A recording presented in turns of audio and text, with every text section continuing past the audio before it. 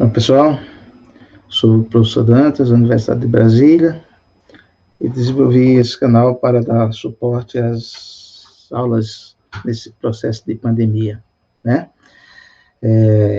Em particular para disciplinas de auditoria, e agora nós vamos dar uma sequência no vídeo anterior, que a gente já tinha começado a discutir sobre auditoria no ciclo de receitas e recebíveis, e agora nós vamos dar sequência. No vídeo anterior, nós discutimos o risco do negócio e da produção da informação financeira a respeito de receitas e recebíveis, analisamos as potenciais motivações para distorções materiais nessas informações, discutimos sobre a aplicação de procedimentos analíticos, como identificarmos relações não esperadas, que uso, como essa técnica pode ser útil na identificação dos pontos de mau risco para os auditores. Agora, nesse vídeo, nós vamos centrar na sequência do trabalho das 8 etapas do processo de auditoria integrada no ciclo de receitas, né? Vendas e recebíveis. Bom, então, depois dessas 3 primeiras etapas, vamos para o processo de compreender os controles internos. Eu já identifiquei os riscos do negócio de reconhecimento de receitas e recebíveis, onde é que está o maior risco de auditoria, que tipo de questão, eventualmente, pode envolver maior concentração de risco de distorções materiais, como o auditor lidar com isso. Depois analisamos as motivações da administração, aplicamos procedimentos analíticos, já temos uma melhor clareza de onde é que eu devo dispensar uma maior atenção. Mas essas etapas 1, 2 e 3, elas são muito importantes para a definição do que a gente chama assim, de risco inerente, do risco bruto, né? Mas é lógico que a estrutura de governança e controle da entidade pode ajudar a reduzir esse risco, né? Quer dizer, a estrutura de controle interno montada pela entidade pode ser suficiente para mitigar e reduzir esses riscos. Então, se existe essa possibilidade, é minha responsabilidade agora, dentro dessa estratégia de auditoria, compreender o que tem de controle interno implementado pela entidade. Então, a gente vai focar nas etapas 4 e 5, que é compreender os controles, determinar aqueles controles que sejam relevantes e que esses controles relevantes devem ser testados, né? Então, a gente está falando exatamente dessas etapas 4 e 5. Bom, então, o auditor, nesse caso, pessoal, ele deve concentrar sua atenção nas afirmações relevantes para cada conta, né? Então, dos elementos que a gente está identificando aqui relacionados a esse ciclo de receitas e recebíveis, né? E identificar quais são os controles associados aos riscos nessas afirmações. Quando eu estou falando de afirmações, eu estou falando daquelas 5 categorias de afirmação que compreendem a produção da informação contábil. A primeira delas é a existência e ocorrência. Eu estou falando de vendas e recebíveis, né? Então, por exemplo, a primeira delas é o seguinte, olha, quando a empresa coloca na sua DRE uma receita de vendas de um determinado montante do lado, o que é que ele está dizendo? Ele está afirmando que aquela venda ocorreu, né? Efetivamente ocorreu aquela venda. Então, assim, por exemplo, quando eu estou na perspectiva do controle, o que eu tenho que identificar agora? Administração, o que é que existe de controle para assegurar de que todas as vendas que são registradas na contabilidade efetivamente aconteceram? Efetivamente ocorreram. Então, é sobre essa perspectiva, tá? Assim, por exemplo, eu identifico as categorias da informação e procuro ver junto à administração o que efetivamente existe. O que tem de controle? Como funciona na prática? Então, assim, é nessa perspectiva que seria a questão da ocorrência. E já se eu estiver lidando com a conta de recebíveis, a pergunta que eu tenho que fazer para a administração é outra. Por exemplo, quando a empresa coloca no seu balanço patrimonial Conta vai receber o valor de tanto, o que, que ela está dizendo? É que aqueles recebíveis existem, né? Quer dizer, efetivamente a entidade tem direito legítimo de receber aqueles valores dos seus clientes. Os clientes ainda não pagaram. A venda foi realizada, os clientes ainda não me pagaram, está no contrato firmado. Portanto, qual é a pergunta que eu tenho que fazer? Administração, como é que eu tenho elementos? Como é que você faz? Que tipo de controle você institui para assegurar que aquilo que aparece na contabilidade no contas a receber, efetivamente está a receber? Então, perceba que, nesse caso, assim, por exemplo, as afirmações vão direcionar as perguntas que eu vou fazer para a administração. E a administração tem que produzir, assim, ela tem essa estrutura de controle, e eu estou nessa fase de compreender o controle. Eu não estou julgando ainda se esse controle é bom ou ruim. Eu só estou querendo mapear o que existe, tá bom? A segunda categoria é a integridade. A integridade, ela tem, é o espelho da primeira categoria. Na primeira categoria diz o seguinte: todas as receitas que estão registradas ocorreram. Na integridade é diferente. Desculpa, assim, a primeira diz o seguinte, ó, todas as receitas que estão registradas ocorreram. A segunda, eu estou preocupado com o seguinte: todas as receitas que ocorreram foram registradas? É o inverso. Administração, que segurança eu tenho de que toda a venda efetivamente realizada automaticamente gera o reconhecimento contábil dessa receita? Administração, que segurança eu tenho que elementos de controles foram instituídos pela entidade para assegurar que todos os valores que eu tenho a receber dos meus clientes estão efetivamente registrados contabilmente? Então, nesse caso, existência, ocorrência e integridade são dois caminhos. O primeiro, vai do mundo da contabilidade verificar se tem amparo no mundo real, se tudo que está na contabilidade existiu no mundo real, existiu ou ocorreu no mundo real. E o segundo, se tudo que aconteceu ou existe no mundo real está registrado e reconhecido contabilmente. Essa é a integridade. E a estrutura de controle da entidade é que tem que assegurar de que isso ocorra. Tá? Então, eu tenho que entender como é que funciona o controle, né? Terceiro, direitos e obrigações. Então, por exemplo, quando é que eu reconheço a receita? Quando efetivamente faço jus àquela receita. A receita foi ganha, eu entreguei o produto.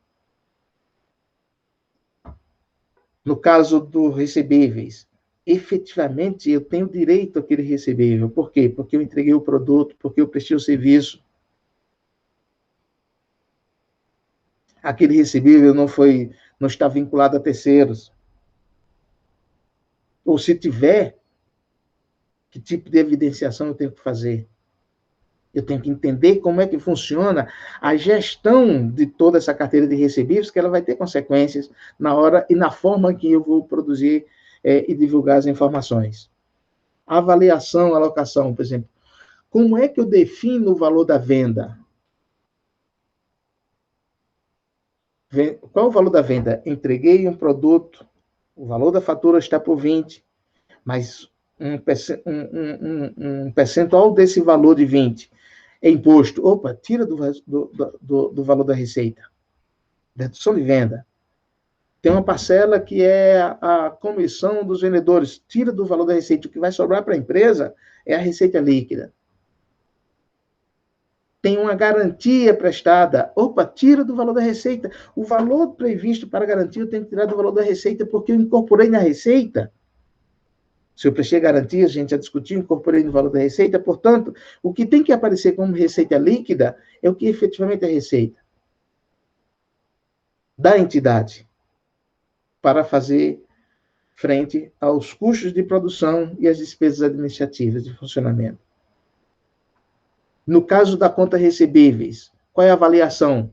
Estão reconhecidas as provisões para perdas associadas a risco de crédito? Como foi feito? Então, quando eu estou falando de avaliação, eu estou falando isso aqui. Administração, como funciona a estrutura de controle para assegurar que quando acontecem essas garantias, efetivamente está reconhecido lá, deduzindo o valor da receita. Administração, como funciona para assegurar que o valor das expectativas das perdas esperadas efetivamente são reconhecidas como provisão? Como funciona o controle? Como funciona o controle? O que é que existe de controle? Eu estou tentando compreender os controles internos, é isso que eu tenho que fazer. E não tem outra forma que não seja perguntar. Primeiro, eu tenho que saber. Eu utilizo as categorias como informação como uma diretriz do que eu vou perguntar, questionar. E a administração vai passar, vai me mostrar, e depois eu vou fazer um julgamento. Mas, por enquanto, eu vou fazer isso. Apresentação, divulgação, em função, assim, por exemplo, que estrutura, que mecanismo de controle existe para assegurar que, por exemplo, a classificação entre corrente e não corrente está apropriada, se esse recebível está vinculado a alguma coisa em garantia, se isso está sendo feito.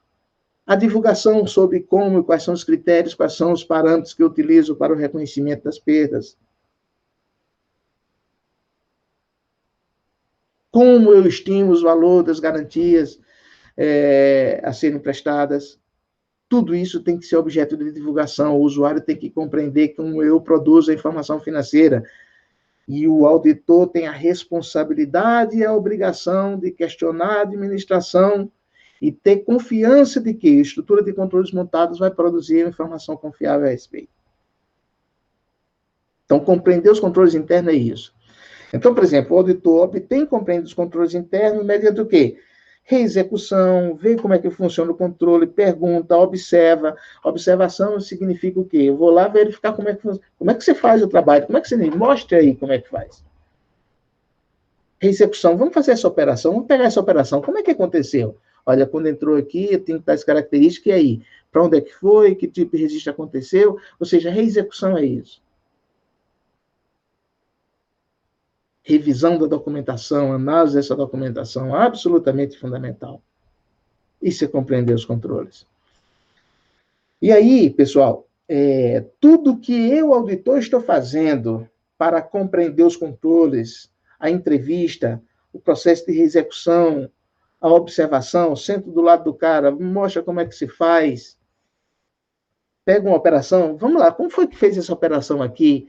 E todo esse processo de execução eu vou documentando, porque tudo que eu faço, aliás, um mantra em contabilidade, ou desculpa, em auditoria, que a gente vê lá desde o início, é o seguinte, tudo tem que ser documentado, tudo tem que ser registrado em papéis de trabalho. Aquilo que não foi registrado, não foi realizado. Pá. Tá certo? Então, toda essa dinâmica que a gente vai empreender para essa fase de compreender os controles. Identifiquei, mapeei todos os controles, agora eu tenho que verificar o seguinte, agora, dentro de tudo aqui que foi feito, que eu identifiquei nessas entrevistas, nessa observação, eu tenho que identificar o que é crítico para a confiabilidade da informação financeira. Aqueles controles-chave, aqueles elementos fundamentais. Esses elementos fundamentais eu tenho que testar. Porque o desenho pode ser legal, quando eu observei, parecia legal, mas quando eu observei alguém trabalhando, eu induzo o comportamento, porque eu estou do lado e as pessoas mudam o comportamento na hora que elas percebem que estão sendo observadas. Então, isso não é, eu tenho que testar por minha conta. Então, agora eu tenho que estabelecer, por exemplo, eu tenho que selecionar quais são os elementos fundamentais e esses elementos eu tenho que testá-los. Exemplos de controles, por exemplo, política de crédito, porque dependendo de como você pode ter um desenho na política de crédito, que ela é uma política de crédito mais restritiva, mais rigorosa, centrada na qualidade dos clientes, etc, etc. Mas quando você vai testar, você percebeu que, na realidade, aqui era simplesmente para inglês ver, e que o mundo objetivo, a política de crédito é um desastre, passa boi e passa boiada. Então, você tem que testar como é que funciona. Então, política e processo de autorização do crédito, a definição dos preços dos produtos vendidos. Quem define preço? Como? Com base em que critério? Preço interfere no valor da venda. Com base em que critério? Quem é que pode entrar no sistema e alterar os preços dos produtos?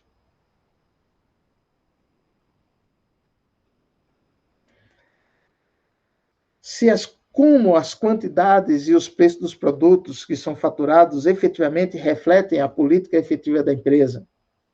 Ou é permitido que um vendedor entre lá no sistema, altere preço, fature para determinada empresa e, eventualmente, até aquele vendedor se aproprie daquela diferença? Ou mande uma quantidade maior? Como é que existe esse controle? Como é que existe a conciliação entre aquilo que é registrado contabilmente, faturado, e aquilo que é enviado aos clientes? Como é que se dá esse controle? Quem faz ajuste nas informações contábeis? Será que alguém pode ir lá entrar e dar baixa numa conta de recebíveis? Vendi para alguém que não existe? Vendi fictícia, criei uma venda fictícia e depois fui lá, paguei a conta do recebível? Será que isso pode? Como é que funcionam esses sistemas? Quem tem o poder de fazer alteração? Mais do que isso,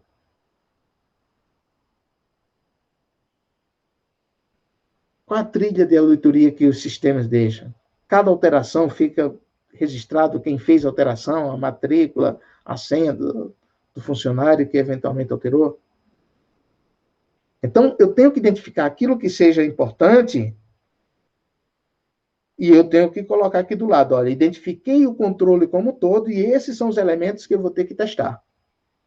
Tá bom? Então, essa seria a etapa. Então, na etapa 4, eu identifiquei, eu compreendi os controles. Na etapa 5, mapeei aqueles elementos que sejam importantes. Na etapa 6 e 7, eu vou testar aqueles elementos selecionados na etapa 5, os controles importantes, e vou analisar esses resultados. Tá bom? Então, como é que funciona isso? Então, o auditor testa os controles-chave selecionados na etapa anterior mediante procedimentos como verificação das possíveis modificações na política de crédito. Volto a dizer, quem define a política de crédito, quem altera a política de crédito, quem pode disciplinar os preços, quem é que define quais são os clientes que podem comprar a prazo.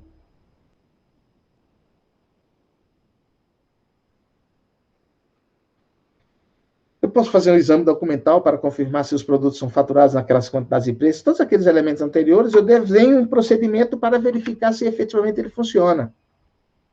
A avaliação dos mecanismos de definição de preço e controle de acesso à tabela de preço no sistema, o cotejamento entre as faturas e os registros contábeis. Em tese, assim, por exemplo, eu tenho que verificar agora, eu posso pegar uma determinada operação e vai desde o processo do início, pegar todas as etapas do ciclo de receita até o recebimento e verificar como, eventualmente, ela foi afetando os registros contábeis. Isso é testar o controle. Fundamentalmente, pessoal, a ideia é que, ao testar esses controles, eu tenha elementos para dizer o seguinte: esse controle, os controles implementados pela entidade são muito fortes ou não, ou são frágeis. E se são frágeis, em que ponto? Bom, tudo que eu faço, da etapa 1 à etapa 7, pessoal, é fundamentalmente para que eu tenha condições de definir o mais apropriadamente possível o que deve ser feito. Na última etapa, que seria a etapa dos procedimentos substantivos. Essa etapa dos procedimentos substantivos são os testes de campo, propriamente dito, né? Onde eu vou testar os saldos e as transações contábeis. Né? Então, o que foi que eu fiz então, desde a etapa 1 à etapa 7?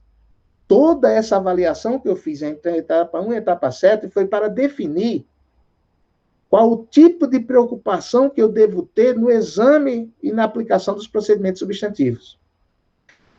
Voltemos ao exemplo do vídeo anterior, daquele caso da HBOC, está no livro texto.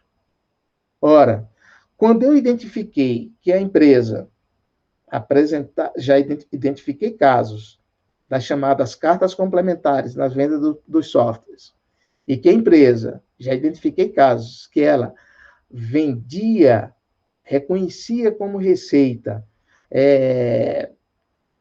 vendas com contingência de controle. Ora, pessoal, quando eu identifiquei aqueles dois elementos, qual era a consequência natural? Aplicar procedimentos muito mais substantivos, muito mais amplos, fazer uma confirmação externa para os clientes da empresa muito mais abrangente, muito mais rigorosa, fazer testes documentais muito mais intrusivos. Por quê? Porque eu já tenho evidências de que a coisa não funcionava. Ou melhor, não funcionava como era para funcionar. Então, assim, por exemplo, toda essa análise que eu faço preliminarmente, eu já tinha uma sinalização, inclusive, da própria firma de auditoria, da Arthur Andersen, que diz o seguinte: olha, cuidado, o procedimento 1 e 2, cuidado quando vocês forem fazer auditoria na indústria de software. Por quê? Porque esses casos de contingência de conselho, esses casos de cartas complementares são absolutamente críticas nessa indústria para manipular a informação a respeito de receitas. Ora, pessoal, se eu tinha tudo isso aqui ali, eu vou aplicar procedimentos muito mais robustos.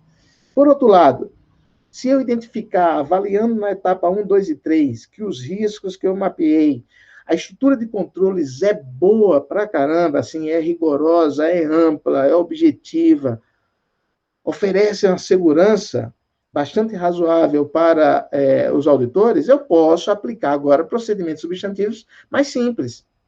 Eu não preciso aplicar procedimentos substantivos tão amplos. É para isso que existe. Essa etapa 1 a 7 é exatamente para você definir a abrangência e o alcance dos procedimentos substantivos. Tá bom? Então, tudo que eu faço da etapa 1 a 7 é para dar apoio à etapa 8, que é a aplicação dos procedimentos substantivos. Bom, mesmo que as etapas anteriores indiquem que os controles funcionam adequadamente, os registros contábeis são apropriados, ou seja, tudo que você fez indica que vai estar certo. Mesmo nesse caso, o auditor não deve confiar só nesse teste do controle, ele deve também aplicar procedimentos substantivos para todas as informações relevantes, né? Que afirmações, aí a gente volta àquelas 5 categorias de afirmações, né? Referente às contas que estão sob o nosso alcance agora. A natureza e o volume dos testes diretos são ajustados em função da efetividade dos controles, aquilo que a gente acabou de falar. Controles bons, os meus testes e o meu volume de testes, o tipo de testes pode ser mais simples. Os controles são ruins? O risco é grande? Os meus testes, o meu volume de testes tem que ser mais amplos, tem que ser compatíveis com esse risco que eu estou correndo. Tá bom? Então, como é que se dá a aplicação desses procedimentos substantivos? Outra vez, pessoal, a gente volta para aquelas 5 categorias de afirmação. Aí você pensa assim, existência e ocorrência.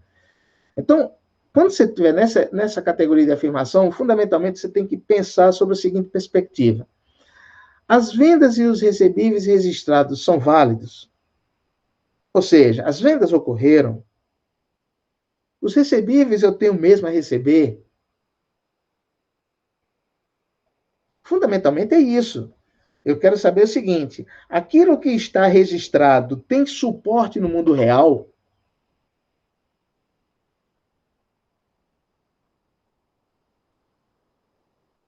que é que eu posso fazer? Primeira coisa, sempre, pessoal, sempre a gente vai ter um foco muito grande nos procedimentos analíticos substantivos. Aí você pode dizer o seguinte: peraí, eu já vi isso, procedimentos analíticos substantivos. Não era a etapa 3? Agora eu estou na etapa 8. Ela voltou? Voltou numa outra condição. Por exemplo, quando eu estava na etapa 3, eu estava no processo de planejamento para definir o que é que eu vou fazer na etapa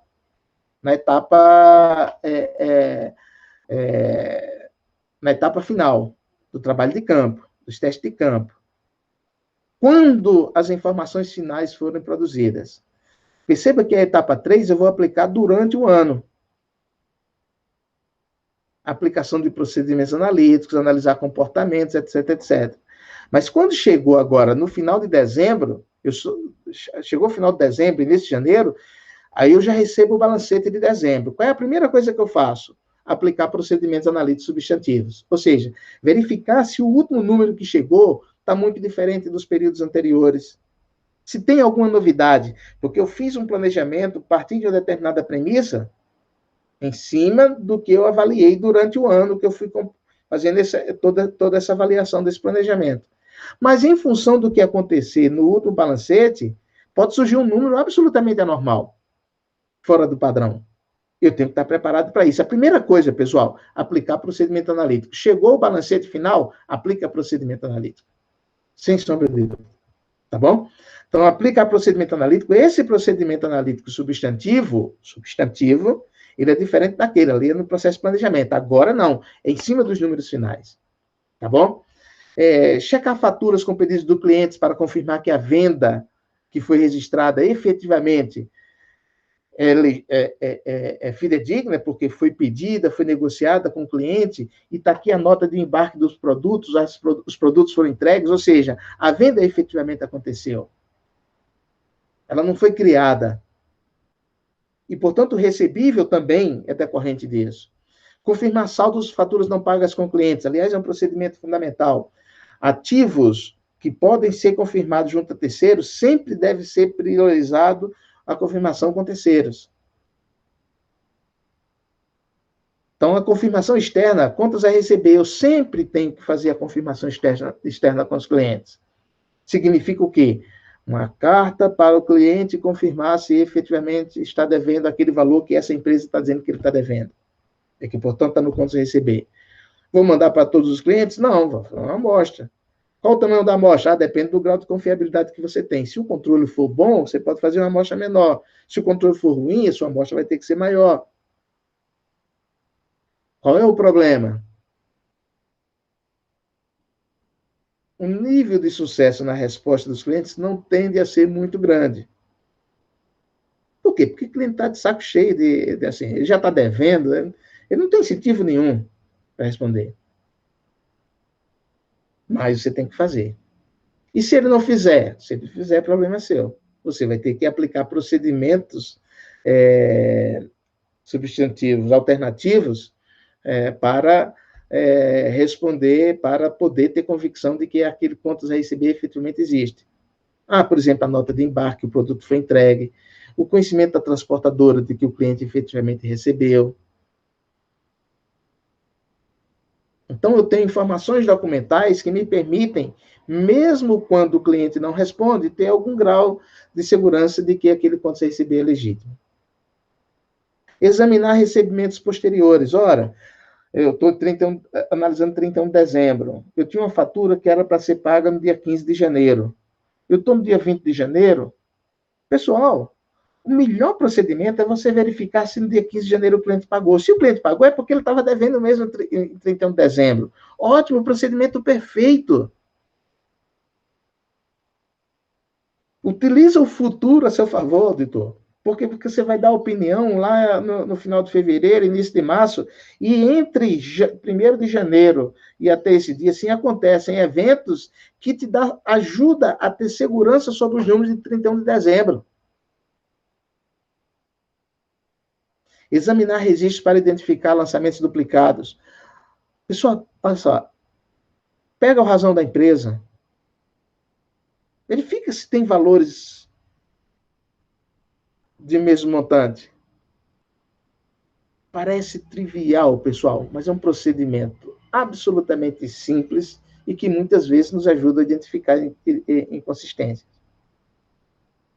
Pega o razão, transforma isso na planilha, hierarquiza por valor, por exemplo. Se tiver 2 valores iguais, aí você vai lá, será que é coincidência? Ou aquela venda foi registrada? É para o mesmo cliente? É na mesma data? Procura entender a razão. Isso ajuda a ter convicção de que não tem venda registrada em duplicidade. Tá bom? Bom, para a integridade você faz a pergunta inversa. Na primeira você fez, as vendas e os recebíveis registrados são válidos, ou seja, estão suportados no mundo concreto, no mundo real, no mundo do negócio, a venda aconteceu, o recebível efetivamente é legítimo. Na segunda é diferente. todas as vendas e os recebíveis, as vendas que ocorreram, os recebíveis que a empresa tem que estão registrados? Você faz o inverso, tá? Isso não é comum. Óbvio que o risco maior, quando a gente está lidando em contas de ativos, o risco maior está na primeira categoria. Mas, por quê? Porque tem um incentivo. A empresa pode dobrar, pode melhorar a sua posição patrimonial, superestimando ativos e receitas. Quando a gente está analisando contas de passivos, geralmente a gente tem uma preocupação muito maior com a conta de integridade. O passivo não reconhecido, uma despesa não reconhecida, tá bom? Então, a gente tem o inverso. Nesse caso aqui, procedimentos analíticos substantivos, pela mesma razão de cima, sempre. Checar notas de embarque com o diário de vendas. Perceba que, olha só, pessoal, aqui, ó, só, eu vou pegar lá o embarque e vou depois verificar se está registrado no diário. Primeiro eu quero saber, eu vou identificar todos os produtos entregues, embarcados, e digo o seguinte, ó, se o produto for embarcado, tem que estar registrado. Agora eu vou para o diário de vendas. Tem um registro? Perceberam que é o caminho inverso? No de cima, eu pego as faturas que foram registradas e vou verificar se teve a nota de embarque. No segundo, eu parto da nota de embarque e verifico se foi registrada. Conferir a sequência no diário de vendas. No diário de vendas, em tese, tem que aparecer. A conta de fatura tem um registro, né, um controle, a numeração de controle, que em tese tem que ter toda a sequência. Opa, pulou o número. Pode acontecer de pular número? Pode ter acontecido um problema, ter sido cancelado. Mas, em tese, se tem um controle, você diz o seguinte, peraí, essa aqui que faltou. Que tipo de controle existe para assegurar de que isso não seja uma venda que faltou ser registrada? Tá? Então, embora seja uma preocupação menor do auditor, porque o risco maior está no primeiro tópico, esse segundo é muito importante também que seja realizado pelo auditor. Terceira categoria, direitos e obrigações. Aí eu estou preocupado. São considerados os recebíveis, dados em garantias, descontados, endossados, associados a partes relacionadas? Nesse caso, eu estou muito preocupado, assim, com a divulgação financeira. Primeira coisa, entrevista de administração. Como é a política? Oferece os recebíveis em garantias? Tem algum tipo de desconto? Foi endossada para terceiros? E no caso das vendas em relação a sociedades a partes relacionadas, como é que faz? Pergunta a administração, entenda a política. Busca documentação suporte. No caso de partes relacionadas, eu tenho um balancete lá também. Eu posso verificar se tem uma obrigação para com o cliente que você está auditando. Analisar contratos eventuais de operações de crédito. Verificar atas da reunião do Conselho de Administração, da diretoria executiva, para verificar se tem transações dessa natureza sendo negociadas. Para você ter convicção de que, se acontecer algo desse tipo, você vai ter condições de exigir a divulgação. E tem a parte de avaliação e alocação. Nesse caso, a preocupação é: as vendas recebíveis são avaliadas corretamente e registradas no período apropriado? Né? Então, assim, fundamentalmente, nesse caso, eu estou preocupado com o quê? Com verificar a acurácia da escrituração com faturas e documentos, checar a fatura de vendas com o diário razão do cliente, confirmar saldos ou faturas não pagas com os clientes, conciliar contas a receber com controle gerencial, examinar a adequação, e a gente vai ter um slide um pouco mais frente, a gente vai detalhar um pouco mais do reconhecimento das perdas com risco de crédito, né, as perdas esperadas com risco de crédito. Fazer o teste de corte para dizer o seguinte: tudo que tinha que ter sido registrado até essa data foi, e que as operações realizadas depois dessa data não estão interferindo no saldo contábil.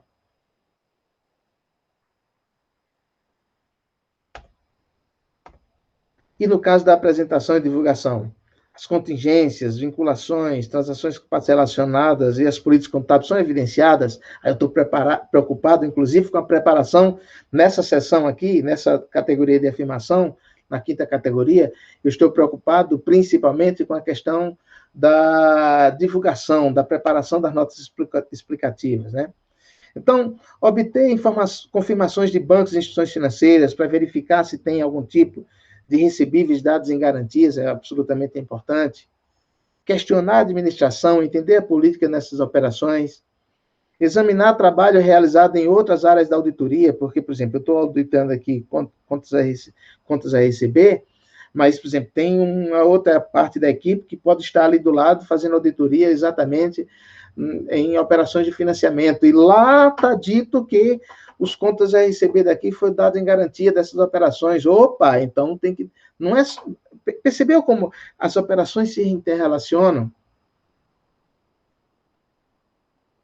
Analisar a adequação, a propriedade, a consistência das políticas contábeis aplicadas, como é que ele faz o reconhecimento das perdas esperadas, qual é a política adotada para isso, como é que a entidade faz para tratar as garantias oferecidas, e no caso de devolução, como é que é a política contábil para o reconhecimento dessa previsão de devoluções. Tudo isso aqui, pessoal, perceba que as demonstrações financeiras têm que ser o processo em que a entidade comunica aos usuários como é que trabalha em relação àquele tópico.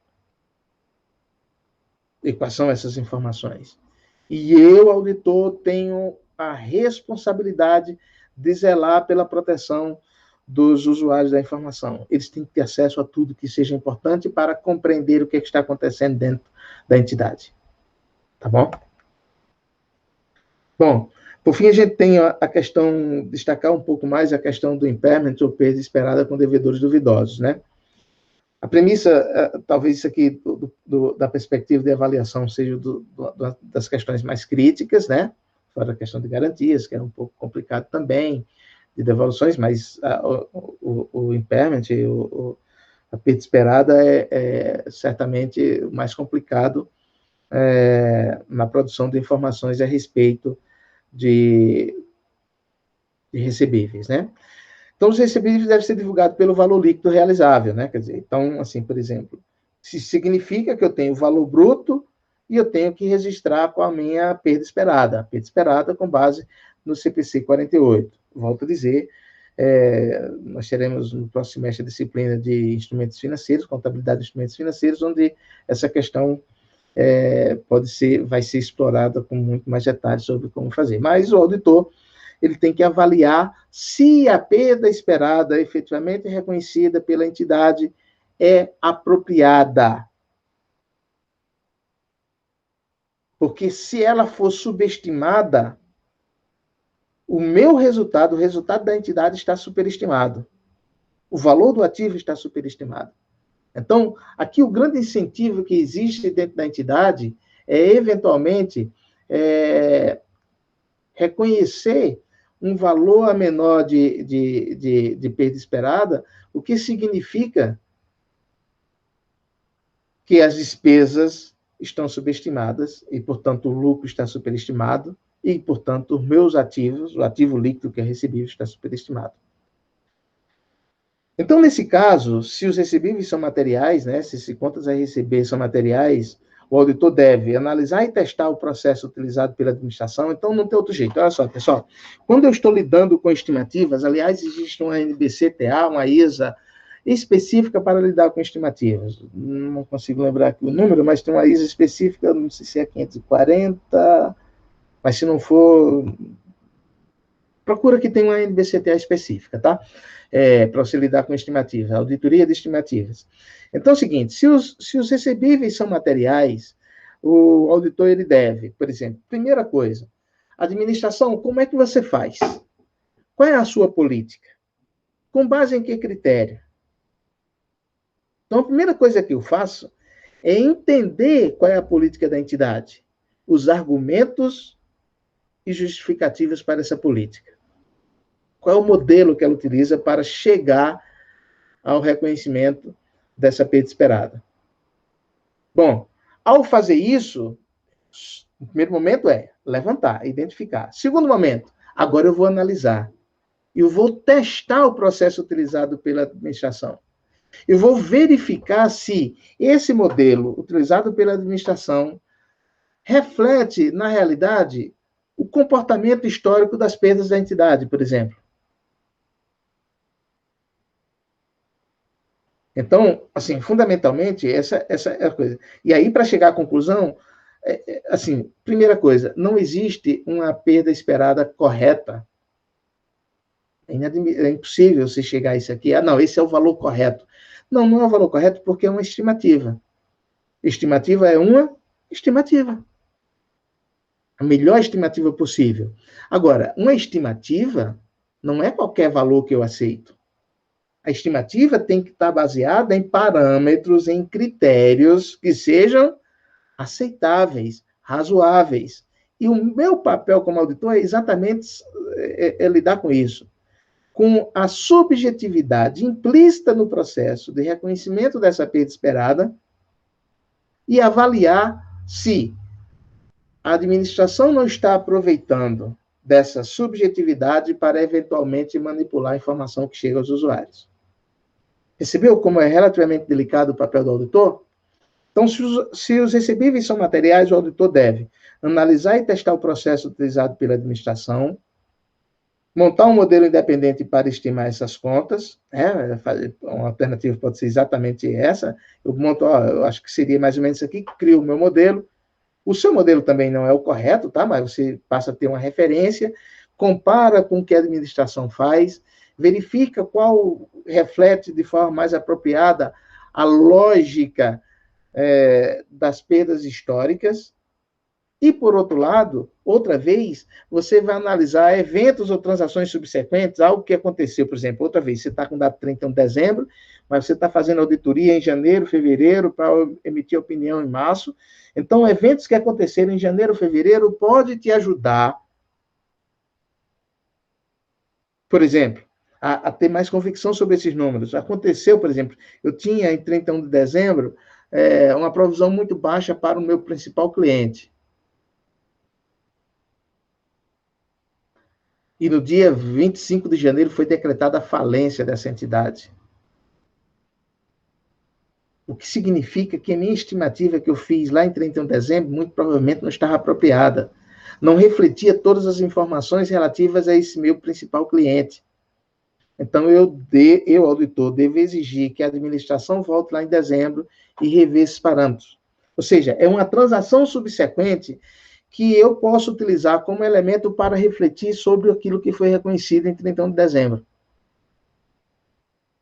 A gente já tratou sobre transações e eventos subsequentes e vamos lidar um pouco mais à frente, um dos nossos últimos tópicos, mais uma vez. Tá bom? Então, essa é a linha. Então, estou lidando com impairment, estou lidando fundamentalmente com estimativas, e é algo absolutamente crítico para a auditoria de recebíveis. Aliás, é a única parte difícil para a auditoria de recebíveis. A outra parte é relativamente simples, tranquila, né? Basta que você tenha o cuidado da confirmação externa, de verificar se, eventualmente,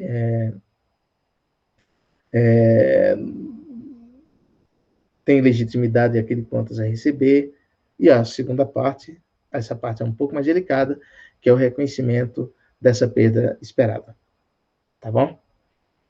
Bom, pessoal, com isso, nós concluímos a parte do ciclo de auditoria do ciclo de receita. Recomendo a leitura mais importante a respeito mais aprofundada, procure o capítulo 10 do livro-texto que está disponível na biblioteca, como nós já discutimos, inclusive eletronicamente, e aí vocês podem aprofundar essa leitura, tá bom? Só para finalizar, sim, é importante a gente reconhecer algo relevante nas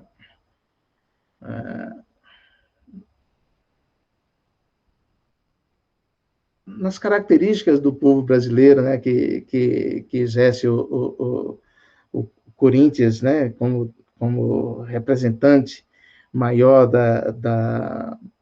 um dos mais importantes sobre as características do povo brasileiro, né? Quer dizer, e a gente tem uma coisa assim diferente das outras equipes, isso é sério, isso é muito importante, né? De que o Corinthians é um time que não é um time que tem uma torcida, né? É uma torcida que tem um time. Tal a identidade da sua torcida, a representação sociológica do povo brasileiro que está expresso no time do Corinthians. Tá bom? Até o próximo vídeo, pessoal.